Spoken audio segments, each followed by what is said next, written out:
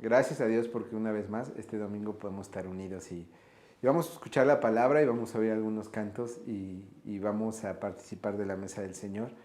Y, y la verdad es que es un gozo tener vida y aunque estamos separados a la distancia, poder estar alabando a Dios en un mismo sentir, porque somos un solo cuerpo. Te invito a que cierres tus ojos, vamos a orar, después vamos a tener una alabanza para prepararnos igual para el mensaje de este día. Señor, gracias porque nos has reunido a todos hoy como un solo cuerpo, Dios. Estamos en diferentes hogares, pero en unidad, Señor, por medio del Espíritu Santo, Dios. Y Dios, te pedimos que en este día, Señor, en nuestro culto, en nuestra celebración, ahí en nuestros hogares puedas haber bendición, Señor. Te pido que, Padre, aunque estemos en nuestros hogares, podamos sentir la presencia de tu Espíritu, Señor, y podamos ser ministrados con tu palabra y alabarte con entrega, Dios. En el nombre de Jesús, amén.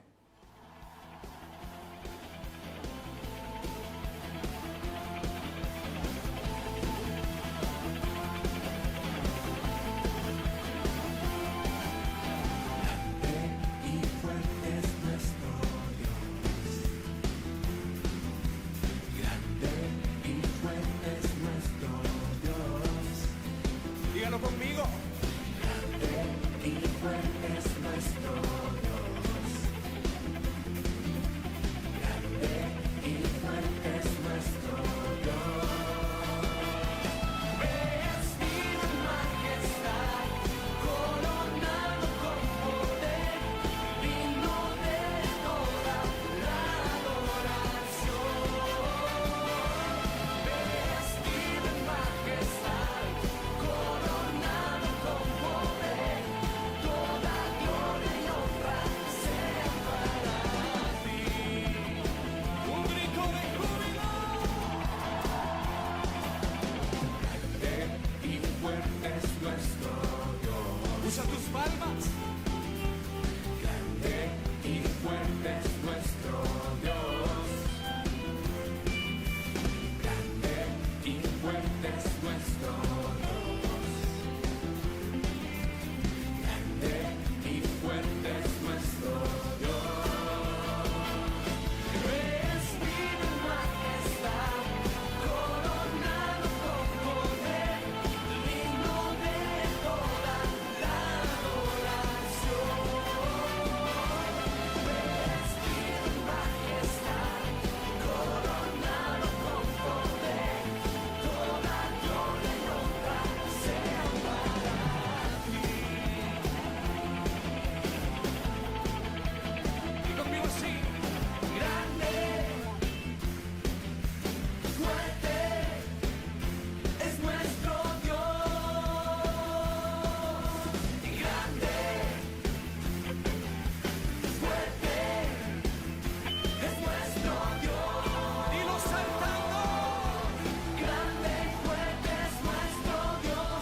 Grande y fuerte es nuestro Dios.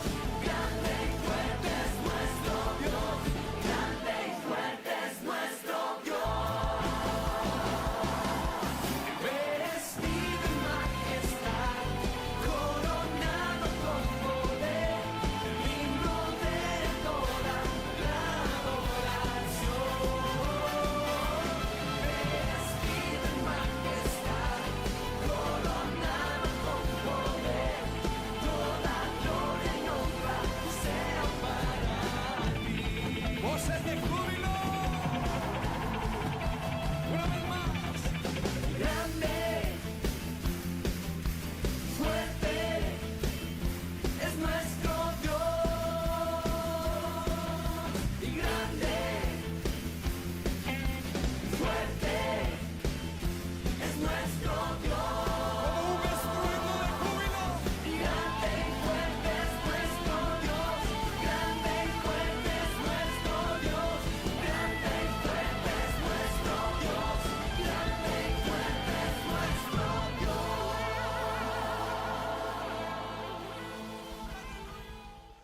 Hola hermanos, es tiempo de la Santa Cena. Los quiero invitar a leer Levítico 4, 27, 31. Si el que peca inadvertidamente es alguien del pueblo e incurre en algo que los mandamientos del Señor prohíben, será culpable. Cuando se haga saber que ha cometido pecado, llevará como ofrenda por su pecado una cabra sin defecto. Pondrá la mano sobre la cabeza del animal y lo degollará en el lugar donde se degollan los animales para el holocausto. Entonces el sacerdote tomará con el dedo un poco de la sangre y la untará en los cuernos del altar del holocausto, después de lo cual derramará el resto de la sangre al pie del altar. Luego le sacará al animal toda la grasa, tal y como se le saca la grasa al sacrificio de comunión, y el sacerdote la quemará todo en el altar, como aroma grato al Señor. Así el sacerdote hará expiación por él y su pecado le será perdonado. Si nos damos cuenta en esta parte de la Biblia, nos habla de cómo Dios instituyó la forma en que habría de perdonarse los pecados a los judíos. Y sin duda cada uno de los judíos de la época en la que vivía Jesús sabía claramente todo esto, esta ley. Así que cuando Jesús cenó con los apóstoles y les habló y les dijo que el pan era la carne y la sangre era el nuevo pacto, sin duda ellos tenían entendimiento de lo que Jesús les estaba hablando, aunque tal vez un poco confundidos, ¿no? Pero cuando Jesús ser crucificado, sin duda en el corazón de cada uno de los apóstoles fue un momento difícil y complicado, ya que sabían que Él estaba entregándose por sus pecados y por nuestros pecados. Y sin duda fue muy duro para ellos, ¿no? Y yo quisiera reflexionar un poco en cada uno de nosotros para que nos demos cuenta que cuando Jesús dijo, hagan esto en memoria de mí, nosotros en nuestro corazón pongamos todo lo que representa ese sacrificio de Cristo, ¿no? Y el valor que debemos darle. Y que cuando nosotros hagamos la Santa Cena, siempre en nuestro corazón tengamos todo lo que hizo Él por nosotros. Y me gustaría leer Lucas 22, 19, 20. Y dice, también tomó pan y después de dar las gracias, lo partió, se lo dio a ellos y dijo, este pan es mi cuerpo entregado por ustedes. Hagan esto en memoria de mí. De la misma manera tomó la copa de la cena y dijo, esta copa es el nuevo pacto en mi sangre y que es derramada por ustedes. Y cada que hagamos la Santa Cena y recordemos esto, en nuestro corazón podamos entender todo lo que significa. Hermano, toma el pan.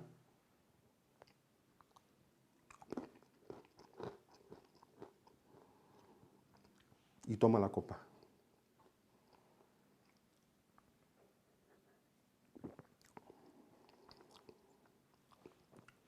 Oremos.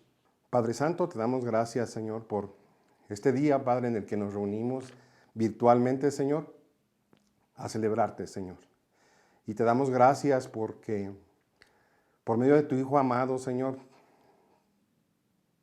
tú en gracia nos has perdonado por nuestros pecados, Señor. Te damos gracias por ese sacrificio, Padre, y porque tu Hijo amado, Señor, Él cargó con cada uno de nuestros pecados, Señor. Bendice este momento, Señor, y bendice a cada uno de los miembros de esta iglesia, Señor. Y te pido, Señor, porque nos sigas dando luz, Padre, para seguir el camino de tu Hijo amado, Señor. Gracias, Padre, en el nombre de tu Hijo amado Jesús. Amén. Pues vamos a continuar hoy estudiando las parábolas. Ya vamos varias semanas estudiándolas. Hoy vamos a estudiar una parábola acerca de los viñadores que está ahí en Mateo. La parábola se encuentra en el capítulo 20, del versículo 1 al versículo 16.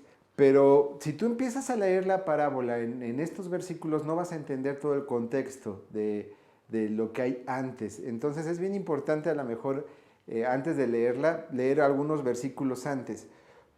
porque esta parábola es una respuesta o un complemento de respuesta a una pregunta que hace el apóstol Pedro. Entonces te invito a que puedas abrir tu Biblia o que busques en tu teléfono el Evangelio de Mateo en el capítulo 19, en el versículo 27, que es a donde vamos a empezar a estudiar en esta mañana. Mateo 19, 27. Y el que va a empezar a hablar es el apóstol Pedro. Dice, mira, nosotros lo hemos dejado todo por seguirte, le reclamó Pedro. ¿Y qué ganamos con eso? ¿No? O sea, Pedro hace una pregunta y la Biblia dice, hace un reclamo. Dice, hemos dejado todo, se lo está haciendo a Jesús. Y la pregunta es, ¿y qué ganamos con eso? Y Jesús va a responder a partir del versículo 28. Les aseguro, respondió Jesús, que en la renovación de todas las cosas, cuando el Hijo del Hombre se siente en su trono glorioso, ustedes que me han seguido se sentarán también en 12 tronos para gobernar a las 12 tribus de Israel. Y todo el que por mi causa haya dejado casas, hermanos, hermanas, padre, madre, hijos o terrenos, recibirá 100 veces más y heredará la vida eterna. Pero muchos de los primeros serán los últimos, y muchos de los últimos serán los primeros.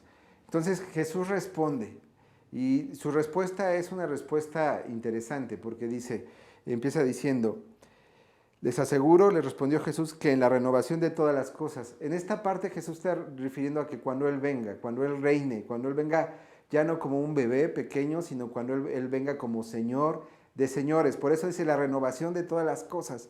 Algo que nos debe de quedar bien claro a nosotros es que cuando Jesús regrese, Él va a renovar todo. La Biblia habla de la renovación de la tierra, la Biblia habla de la renovación de nuestros cuerpos, de hecho nos dice que recibiremos cuerpos nuevos. Entonces por eso Jesús dice en la renovación de todas las cosas, porque todo va a ser nuevo. Y les dice, ustedes van a recibir algo por seguirme. No solo ustedes 12, sino todo aquel que ha dejado, dice, casas, hermanos, hermanas, padre, madre, hijos o terrenos. Es bien interesante, ¿no? Porque si somos honestos, nuestras prioridades muchas veces son nuestra familia. Y dice Jesús, si ustedes son capaces de dejar padres, madres, hermanos por mi causa, y Jesús no está diciendo que los tenemos que dejar necesariamente, sino está diciendo que Él debe ser la prioridad, que nuestra familia no debe ser la prioridad, sino que Él es la prioridad. Pero no solamente habla de la familia, sino dice terrenos, que simboliza también la riqueza, que simboliza también nuestras posesiones. Qué difícil, ¿no? Es, porque está hablando de las dos cosas que tal vez son más importantes para el ser humano, terrenalmente hablando, que es nuestra familia, que son nuestros seres queridos. A lo mejor podríamos meter para algunas personas aquí nuestros amigos. A lo mejor Jesús hoy podría decir, si no eres capaz de dejar a tus amigos por mi causa. Pero además de esta parte bien importante de la familia, dice Jesús, si no eres capaz de dejar tus terrenos, o sea, hablando de posesiones, de comodidad, de casas, de lo que podemos, dice, si no eres capaz de dejar esto, no vas a recibir. Pero si eres capaz y has sido capaz de dejar esto, vas a recibir, dice, 100 veces más y heredad la vida eterna. Pero acaba con esta frase, dice, pero muchos de los primeros serán los últimos y muchos de los últimos serán los primeros. Y esta frase es el contexto inicial para la parábola de los viñadores. Sin esta frase y sin haber escuchado la pregunta de Pedro, no entenderíamos tan claramente a qué se va a referir Jesús en la parábola de los viñadores. Jesús va a responder a esta última versículo que él ha dicho, a esta última estrofa que él ha dicho, pero muchos de los primeros serán los últimos y muchos de los últimos serán los primeros. Entonces vamos a empezar a estudiar la parábola de los viñadores, capítulo 20, versículo 1. Asimismo, el reino de los cielos, es interesante que casi todas las parábolas que hemos estudiado tienen como analogía el reino de los cielos, como comparativo. Asimismo, el reino de los cielos se parece a un propietario que salió de madrugada a contratar obreros para su viñedo. Acordó darles la paga de un día de trabajo y los envió a su viñedo. La parábola empieza diciéndonos que hay un propietario de un viñedo, o sea, de un campo, de que él necesita trabajadores, entonces sale muy temprano en la búsqueda de trabajadores para que vayan a su viñedo, para que vayan a cosechar. Y ya que los encuentra en el versículo 2, dice, acordó darles la paga de un día de trabajo y los envió a su viñedo. Yo recuerdo hace unos 15 años tal vez o más, que tuve la oportunidad de estar en dos lugares donde se cosechaba jitomate, en San Luis Potosí y también en un lugar de Jalisco. Y cuando empecé a leer en esta semana esta parábola recordaba ese lugar porque hacían exactamente lo mismo los dueños de las tierras en esas zonas. Por la mañana salían al centro del pueblo y había ahí gente esperando a que llegaran para contratarlos para trabajar como jornaleros. Entonces me recordó eso y aquí está sucediendo exactamente lo mismo. Sale el dueño del terreno, va en búsqueda de viñadores, podríamos también decir jornaleros, para que trabajen en su campo. Y encuentra a unos y entonces hace ese acuerdo con ellos. Versículo 3. Cerca de las 9 de la mañana salió y vio a otros que estaban desocupados en la plaza. Les dijo, vayan también ustedes a trabajar en mi viñedo y les pagaré lo que sea justo. Muchos creen que pasaron 3 horas de los primeros trabajadores contratados a los segundos trabajadores que está contratando. Nos dice que son las 9 de la mañana, han pasado 3 horas. Y dice que es interesante lo que le dice a esto. Dice, vayan también ustedes a trabajar en mi viñedo y les pagaré. Si tienes Biblia, subraya lo que sigue. Dice, les pagaré lo que sea justo. A los primeros trabajadores les dice, les pagaré un día de trabajo. A estos ya no les dice, les pagaré un día de trabajo, sino les dice, les pagaré lo que sea justo. Y esto es bien importante, hacer notar esta diferencia en toda la parábola. Versículo 5. Así que fueron.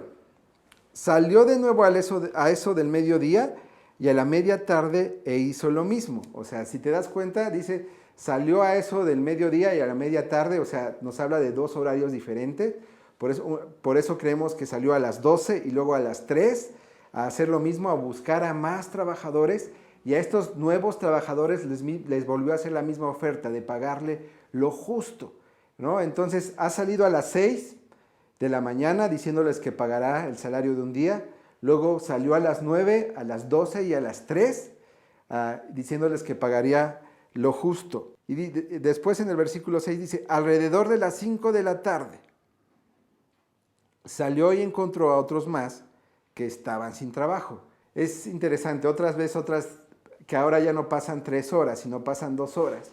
A lo mejor tú no lo sabías, pero las jornadas de trabajo en esa época eran de 6 de la mañana a 6 de la tarde. Entonces estábamos hablando de 12 horas. Entonces ha salido a las 6 de la mañana a contratar a los primeros, a las 9, a las 12 y a las 3. Vuelve a encontrar a las 5 de la tarde a otros sin trabajo. Y fíjate lo que les dice, les preguntó, ¿por qué han estado aquí desocupados todo el día? Y ellos esto respondieron en el versículo 7, porque nadie nos ha contratado.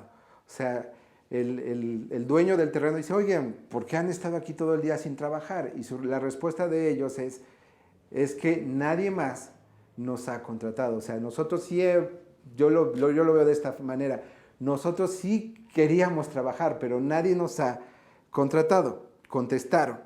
Y él les dijo, vayan también ustedes a trabajar a mi viñedo. Lo que les está diciendo Jesús es como vayan, ¿no? Va a trabajar y seguramente también les dijo, les pagaré lo justo.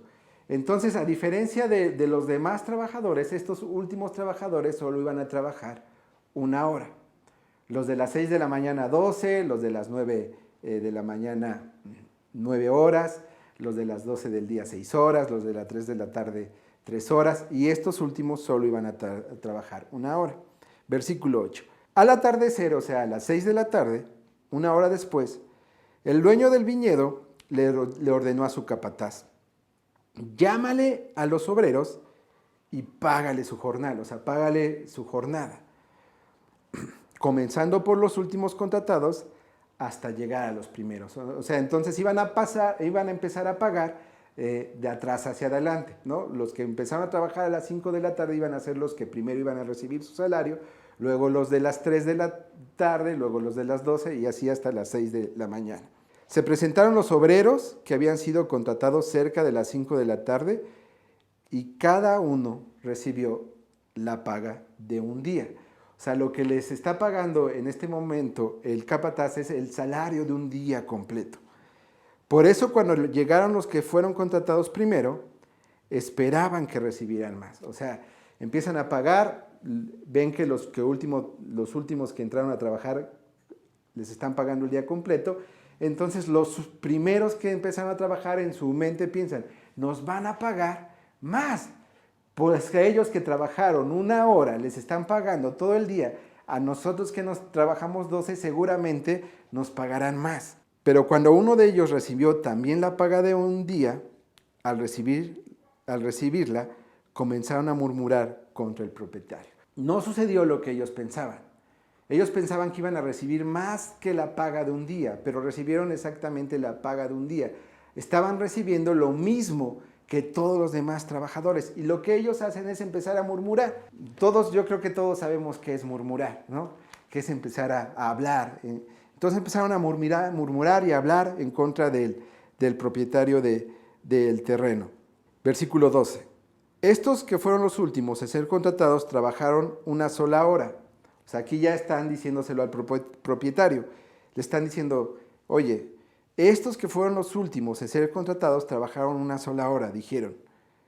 Y usted los ha tratado como a nosotros, que hemos soportado el peso del trabajo y el calor del día.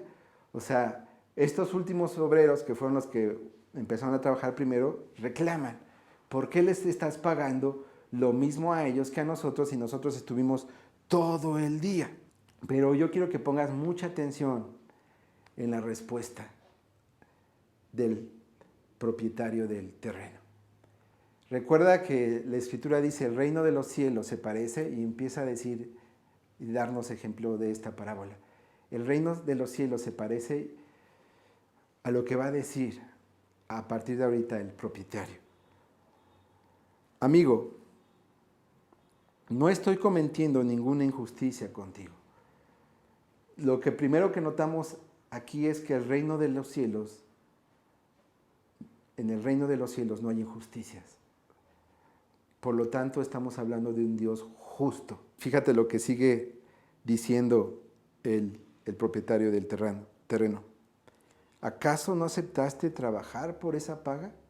Si tú recuerdas, cuando los contrató a las 6 de la mañana les dijo, te pagaré el salario de una jornada. Y lo que le está diciendo el propietario, no soy injusto, eso fue lo que acordamos, que yo te pagaría el salario de una jornada y te lo estoy pagando, no te estoy pagando más ni menos. Por lo tanto, no soy alguien injusto, si eso fue lo que acordamos. Tómalo y vete. Quiero darle al último obrero contratado lo mismo que di a ti. Y es interesante porque a partir de los obreros que fueron contratando después de las 6 de la mañana, si recuerdas que te dije que pusieras atención, el dueño ya no habló de te voy a pagar lo de una jornada diaria, sino el dueño dijo te pagaré lo que es justo. Y esto también es bien importante, ya vimos que el reino de los cielos es justicia, no injusticia. El problema con nosotros en esta época, el problema con nosotros en el contexto que hemos vivido, es que nosotros entendemos que siempre, no estoy diciendo que en ocasiones eso no sea así, pero nosotros hemos entendido y comprendido que la justicia es dar lo mismo que recibes, o al revés, recibir lo mismo que das. Entonces estamos hablando de una justicia retributiva. Si tú lo analizas muy bien, es muy parecido al ojo por ojo, diente por diente. Yo te doy esto. Por eso en la lógica de los primeros trabajadores había una injusticia, porque ellos estaban diciendo, oye, ellos dieron más, pero les estás dando más que a mí. Pero la justicia de Dios no aplica necesariamente como nosotros vemos la justicia. La justicia de Dios es más amplia que a veces que nuestros propios conceptos y nuestros propios pensamientos. Hay algo que que los teólogos, los que estudian la Biblia, llaman justicia solidaria. Esta justicia solidaria no se refiere a dar lo que recibo, a recibir lo que doy, sino se refiere a recibir lo que necesito. En esa época, como en esta época, los jornaleros vivían al día. Este propietario sabía que si él pagaba solo el trabajo de una hora, esos últimos trabajadores que sí quisieron trabajar, pero que no habían sido contratados por nadie, no iban a poder sobrevivir ese día. Y entonces lo que hace este propietario es darle lo que necesitan. No lo que merecen, sino lo que necesitan. A eso muchos les han llamado justicia solidaria. Y si lo analizas bien, hermano, Dios ha sido así con nosotros. Si analizas tu vida, Dios nos ha dado no lo que merecemos, sino lo necesario para nuestra vida. A veces en su gracia y en su amor, y este es el segundo punto que vamos a ver hoy de esta parábola, nos da más de lo que necesitamos. Pero si somos honestos, mucho de lo que tenemos y mucho de lo que nos ha dado Dios, en un sentido no lo merecemos, pero en su solidaridad, en su amor, nos da siempre lo necesario. Por eso es también que Jesús, cuando le piden que enseñe a orar, en su oración dice, Padre, danos el pan nuestro de cada día. Lo que está haciendo este propietario es dar lo necesario a esas personas. Y así sigue actuando nuestro Dios. Así sigue trabajando Dios. Porque, ¿sabes? Si fuera por retribución, tú y yo no mereceríamos nada. Porque los estándares de Dios son altos, grandes. Antes estudiamos en otras parábolas también.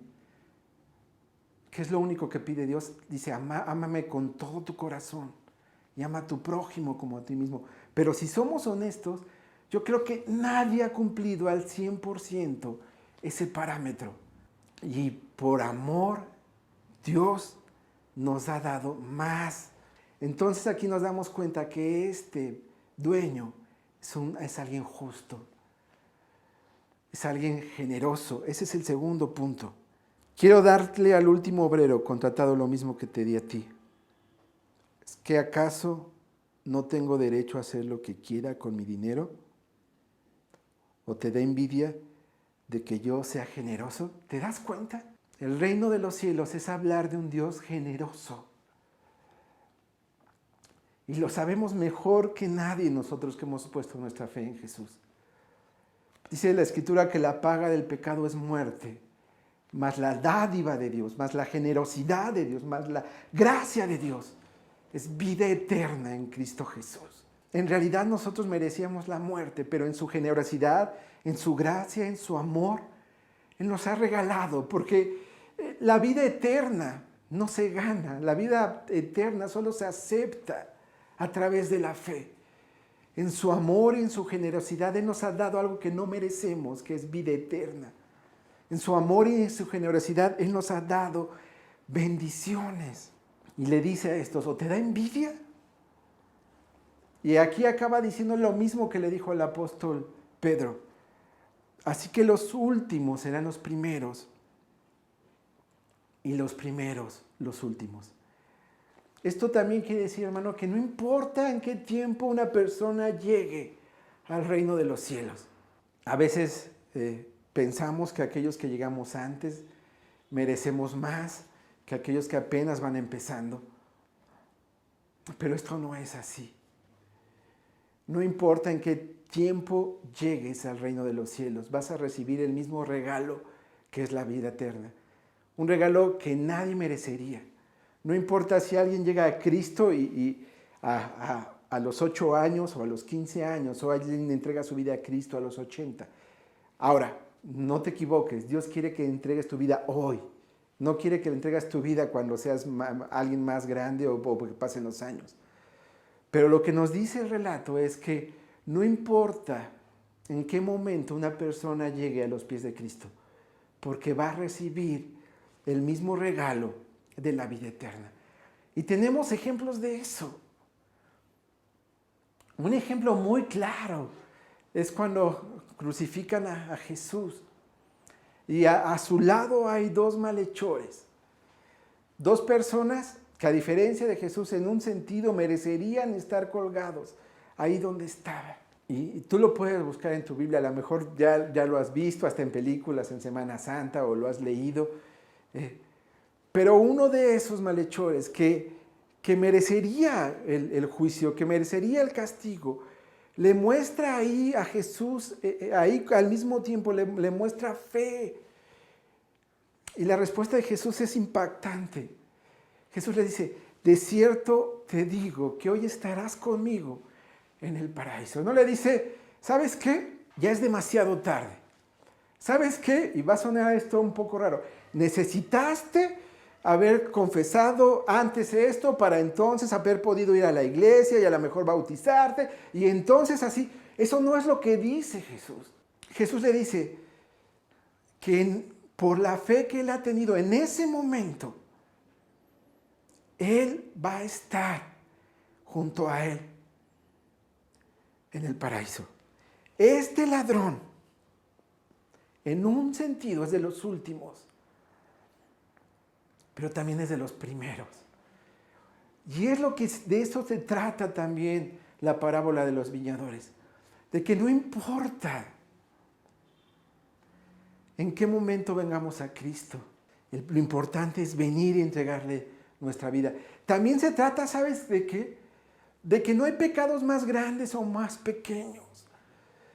Porque a veces, si somos honestos, cuando hemos venido a Cristo y volteamos a ver a aquellos que están alejados de Dios, a veces somos como esos primeros trabajadores y decimos, hey, sí es verdad que yo vine a Cristo y le pedí perdón por mis pecados, pero no, bueno, la verdad es que mis pecados no se comparan con todos los pecados o con el pecado que están haciendo ellos, ¿no?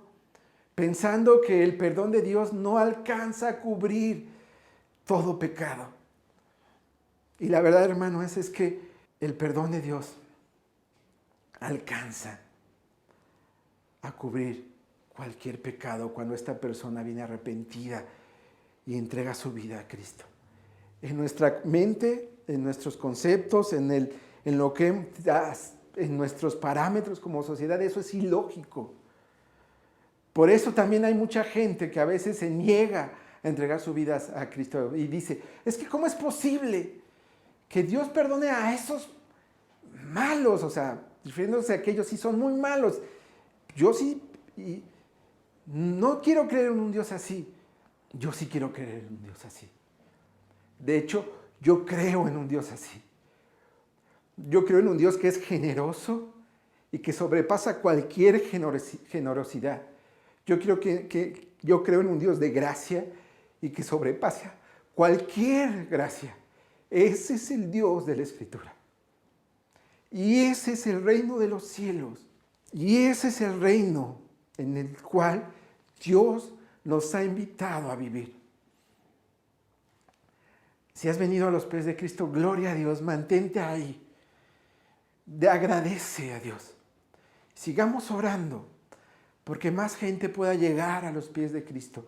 No importa de dónde, no importa cómo, pero que llegue para que reciba el regalo de la vida eterna. Y no seamos egoístas, no pensemos que merecemos más porque llevamos más tiempo. El regalo de Dios es el mismo para todos. Vamos a ser partícipes de este reino. Vamos a seguir proclamando esa buena noticia.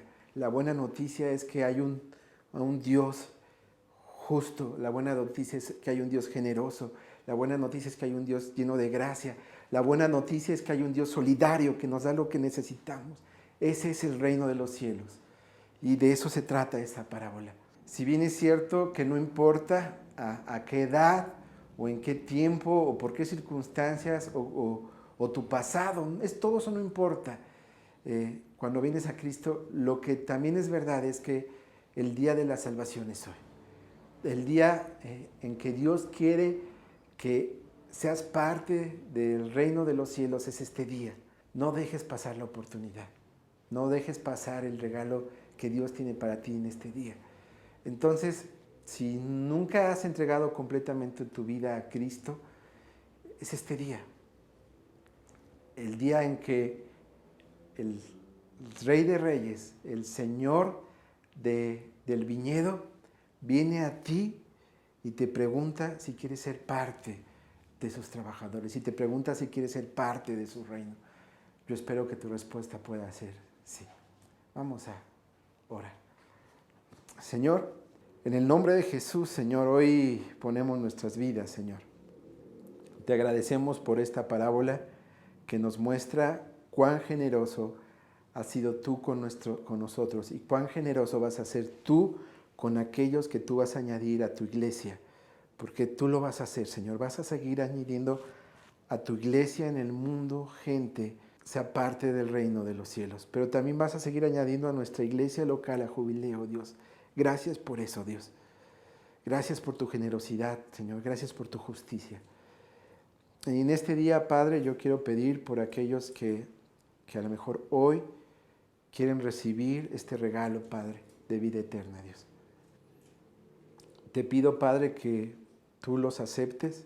Te pido, Padre, que ellos puedan sentir tu abrazo y tu amor y que puedan ser testimonio de tu bendición, Señor, sobre ellos. Gracias, Señor, por este día. En Cristo Jesús. Amén.